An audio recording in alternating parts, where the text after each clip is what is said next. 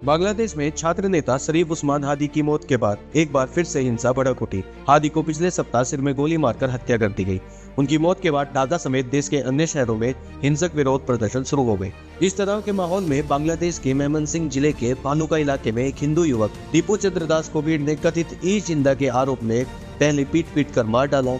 इसके बाद उसके शव को एक पेड़ से बांधा गया और फिर आग लगा दी गई। वह एक स्थानीय गारमेंट फैक्ट्री में काम करता था और किराएदार के रूप में उसी इलाके में रह रहा था। फिलहाल इस मामले में कोई एफआईआर दर्ज नहीं की गई। घर वालों के डर का आलम यह है कि एफआईआर करने तक कोई परिजन नहीं है। पुलिस का कहना है, हम मृतक के परिजनों की तलाश कर रहे हैं। यदि वे सामने आकर मामला दर्ज कराते हैं तो कानून के अनुसार कार्रवाई की जाएगी। यानी न्याय मिलने की संभावना कितनी है आप समझ सकते हैं। माइनॉरिटीज के अधिकारों की मांग बांग्लादेश में पहले से होती रही है। अगर आप डेटा को देखें तो 1941 में आज के बांग्लादेश क्षेत्र में हिंदू आबादी लगभग 28% थी। 1951 में यह घटकर करीब 22% रह गई। 1974 यानी कि स्वतंत्र बांग्लादेश की पहली जनगणना में हिंदुओं की आबादी 13.5% थी और 2001 में यह कुल 9.6% रह गई।